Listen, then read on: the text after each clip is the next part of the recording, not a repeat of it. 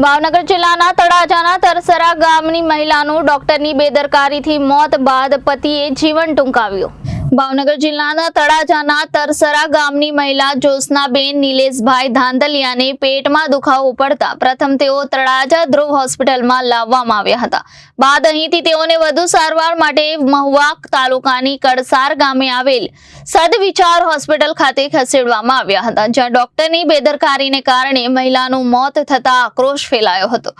Doctor સામે હજુ કોઈ પગલાં લેવાયા ન હતા, જેના વિરોધમાં મહુવા ગ્રામ્ય પોલીસ સ્ટેશનમાં ફરિયાદ દાખલ કરવા શિવાજી ચોક પાસે મહિલાના પરિવાર અને સમાજના આગેવાનો એકત્ર થઈ ડોક્ટર તેમજ હોસ્પિટલના સ્ટાફની બેદરકારી સામે ફરિયાદ દાખલ કરાવવા ઉગ્ર માંગ કરી હતી, જેને પગલે મહુવા પોલીસે બંધારણની જોગવાઈ અનુસાર એડી દાખલ કરીને તપાસ હાથ ધરી છે। ત્યારે પત્નીને ન્યાય મળશે કે નહીં તેવા ડિપ્રેશન વચ્ચે પતિએ પણ જીવન ટૂંકાવ્યું હતું, જેની તપાસ તળાજા પોલીસ દ્વારા કરવામાં આવી રહી છે। તાત્કાલિક હું પોતે જાતે હોસ્પિટલ ગયો હતો અને એમના પરિવારને મળીને અકસ્માત ડેથની જે જાહેરાત લેવાની તરત લઈ લીધી હતી અને કોલ્ડ સ્ટોરેજમાં રેકોર્ડિંગ મૂકવા માટે વિનંતી કરી અને છતાં એમના ફેમિલીને પૂરેપૂરો સપોર્ટ કર્યો હતો ત્યાં જગ્યા ઉપર જ। બીજા દિવસે એ લોકો જ્યારે મારી પાસે જાહેરાત લેવા આવ્યા અમને તરત જાહેરાતની કોપી આપેલી હતી। આમાં સુપ્રીમ કોર્ટનું ગાઈડલાઇન્સ છે, ડૉક્ટરો વિરુદ્ધ જે કોઈ બનાવ બને એમાં પ્રાઇમરી લેવલની ઇન્ક્વાયરી કરીને પછી જ એફઆઈઆર નોંધવાની હોય છે। મારી પાસે નામદાર સુપ્રીમ કોર્ટનું ડોક્યુમેન્ટ છે, તમને આગેવાનોને ગુજરાત સરકાર કરેલો પત્ર છે એ આગેવાનોને પ્રોવાઈડ કરી છે। છતાં બી મારા લેવલથી જે કાંઈ થતું હશે એ જલ્દીથી જલ્દી વહેલામાં વહેલી તકે એમને ન્યાય મળે એવી પોલીસની પૂરતી તમને બાહેદારી છે, બરોબર। અને મારી તપાસ શરૂ છે અને જે કંઈ મારાથી બનતું હશે તપાસના કામે એ તમને પૂરતી મદદ કરવામાં આવશે, તમારે નિશ્ચિત રહેજો। અમે 13 તારીખે જવાના એમને પેલા જ્યાં અમે કોથળી સાફ કરવાનું કીધું અમને કે 13 તારીખે તમારે દાખલ થઈ જવાનું છે। 13 તારીખે અમે જ્યાં રિપોર્ટ કર્યા, લોહી પેશન્ટના રિપોર્ટ કર્યા, પછી સવારમાં કે 5 વાગે વહેલા વહી આવજો। તે સવારે વહેલા 5 વાગે જ્યાં અમે એ પછી એક ઇન્જેક્શન આપ્યું ને એક ટીકડી આપી, પછી કીધું કે ઓપરેશન રૂમમાં તમે ના બેસો, ઓપરેશન થાય ના। એમ ના બેઠા તે બપોરે 1 વાગે વારો આવ્યો અમારો, ત્યાંથી વારો આવ્યો પછી અંદાજે કલાક પછી એમને મને બોલાવ્યો ઓલા લાવ બાર ખાટલે, પછી એનાથી લાવ્યા હતી કે હાલો આગળ વ્યાવો, મેં ખાટલે ઉતાર્યા। પછી એ કીધું કે આને જગાડજો, અમે જગાડ્યા પણ જાગ્યા નહીં। પછી 17 નંબર વાળા ભાઈ હતા એને અમે કીધું કે આ ભાનમાં આવતા નથી, એ આવતા ડોક્ટરને બોલાવ્યા, પછી ભાનમાં ન હતા માણસો બહુ ભેગા થઈ ગયા, પાછા ઓપરેશન રૂમમાં લઈ ગયા અને પછી 1-2 કલાક સારવાર કરી પણ કાંઈ મેં ન હોય। પછી અમે કીધું કે તમારથી ન થાય તો અમને કહો કે અમે બીજા દવાખાને જઈએ। તો એ અમને કીધું કે જીવરાજ સોલંકી ના હું તમને ચીઠી કરી દઉં, તમે ના જાઓ।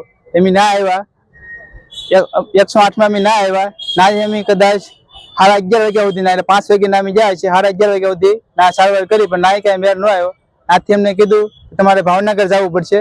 અમે ભાવનગર ગયા બજરંગદાસ હોસ્પિટલમાં, નાથી અમને રાતે અમે 1:30-2 વાગે પડી ગયા છે। તે સવાર રાતના બીજા રાતે 11:30 વાગે નાથી અમને સિવિલ હોસ્પિટલમાં મોકલી દીધા કે અહીંયા અમારથી નહીં થાય। ના અમે ગયા, પછી 11:50 અમને કીધું કે આ બેન ફેલ થઈ ગયા છે, એમને એમ કીધું કે પછી એમને પીએમ કરાવ્યું। ત્યાંથી મહુવાથી સાહેબો આવેલા હતા પીએમ કરાવવા પોલીસ વાળા।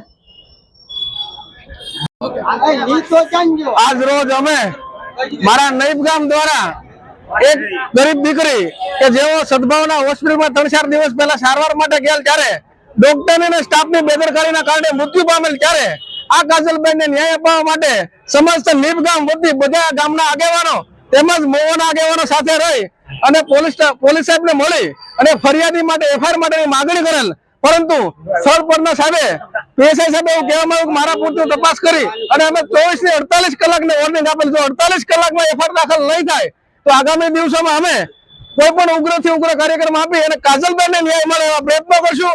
તેમજ મીડિયા દ્વારા સાથે વિનંતી કરવા માંગુ છું કે કળસાર સદભાવના હોસ્પિટલમાં ભૂતકાળમાં પણ ઘણા આવા બનાવ બનેલા, આ લોકોની સામે કોઈ અવાજ ઉઠાવેલ નહીં, ત્યારે બીજી આ કાજલબેન ભોગ બન્યા, પણ ભવિષ્યમાં આવા કાજલબેન બીજા કોઈ ભોગ ન બને એના માટે અમે લડવા માટે તૈયારી કરી છે। આગામી દિવસોમાં જો ન્યાય નહીં આપવામાં આવે તો ઉગ્રથી ઉગ્ર આંદોલન કરવામાં આવશે। અને નઈબ ગામ વતી બધાને મેસેજ આપવા માંગુ છું કે આવા જે ગરીબ માણસોને જે સારવારના માટે ઓછા પૈસા કામ થતું, વારે વારે બધા લોકો જાય છે, પણ મારે લોકોને કેવું છે કે ત્યાં કોઈ એજ્યુકેશન વગરનો સ્ટાફ કે ઝાડા પોતા મારતા લોકો ઇન્જેક્શન દેવા આવે, ઝાડા પોતા મારતા બાટલા ચડાવવામાં આવે, એવા સ્ટાફની સામે જે સારવાર લેવા માટે આપણે 100 વખત વિચારવું પડે. કેમ કે પોતાના આપણો જીવને કિંમતી ગણી અને આવું ન થાય એને આપણે ધ્યાન રાખવું જોઈએ. અને આ અન્યાય સામે ખાસ કરીને કોળી સમાજ સામે જયારે અન્યાય થાય ત્યારે મારે કોળીના આગેવાનોને વિનંતી કરવી છે કે જ્યારે સમાજ ઉપર અન્યાય થાય ત્યારે બધા કોળીના આગેવાનો ક્યાં જાય છે. સમાજના આગેવાનોને એક વિનંતી કરી છે કે લાજ કાઢી અને ગરીબ માણસો, નાના માણસો ન્યાય માટે લડતા હોય એને સાથ સહકાર આપવા સાથે રહેવું જોઈએ. એટલું કઈ વીરમોશું. જય હિન્દ, જય ભારત. સર પહેલા આપનું નામ ના હતું. મારું નામ અંશુલ જૈન છે. હું એએસપી મહુવા તરીકે પોસ્ટેડ છું. સર ગઈકાલે જે ઘટના બની હતી મહુવામાં, એક હોસ્પિટલમાં ડૉક્ટરની બેદરકારીએ મહિલાનું મોત છે, પરિવારજનોનો આક્ષેપ છે. શું કહેશો આને લઈને, ફરિયાદને લઈને કંઈક વિસંગત ઘટના ઊભી થઈ છે? આ દુર્ભાગ્યપૂર્ણ ઘટના સદભાવના હોસ્પિટલ કલસાર ગામમાં બની છે. ત્યાં કાજલબેન વાઇફ ઓફ નિતેશભાઈ બરૈયા કરીને બેન ત્યાં સારવાર માટે ગઈ હતી, જેની કોઈ પણ કારણથી 16 તારીખે મૃત્યુ થઈ છે. અને આ મૃત્યુના લીધે આપણે એડી દાખલ કરવામાં આવી છે, ઇન્ક્વેસ્ટ પણ કરી લીધા છે અને હાલ પૂછપરછ ચાલુ છે. આ જે મેડિકલ નેગ્લિજન્સના આક્ષેપો કરવામાં આવે છે એવા કેસીસમાં જે માન્ય સુપ્રીમ કોર્ટનો 2005નો જેકબ મેથ્યુ કેસમાં ચુકાદા છે એના આધારે લઈ ગુજરાત સરકાર દ્વારા અવારનવાર પરિપત્ર કરવામાં આવે છે, જેમાં પ્રોસેસ નિર્ધારિત કરવામાં આવ્યા છે કે જે મેડિકલ નેગ્લિજન્સના કેસીસ હોય તો આમાં એક મેડિકલ ડૉક્ટર્સની કમિટીના તટસ્થ અને નિષ્પક્ષ અભિપ્રાય લેવા પછી એફઆઈઆર દાખલ કરવાની કાર્યવાહી કરી શકાય છે પોલીસ. સર જે મૃતક મહિલા છે તેમના પતિએ પણ આજે સુસાઇડ કર્યું છે, એનું કારણ આને કઈ સાથે સંગતતા ખરી? આ પણ પોલીસના ધ્યાનમાં આવી ગયો છે અને આ બહુ દુર્ભાગ્યપૂર્ણ ઘટના છે. આમાં પોલીસે ત્યાં સ્થળ ઉપર પહોંચીને મહુવા સિવિલ હોસ્પિટલમાં પહોંચીને બોડીના પીએમ કરાવી લીધું છે અને એડી દાખલ કરી લીધું છે. જે આગળની કાર્યવાહી છે એ ચાલુ છે. રિપોર્ટર ફિરોઝ મલેક, ભાવનગર.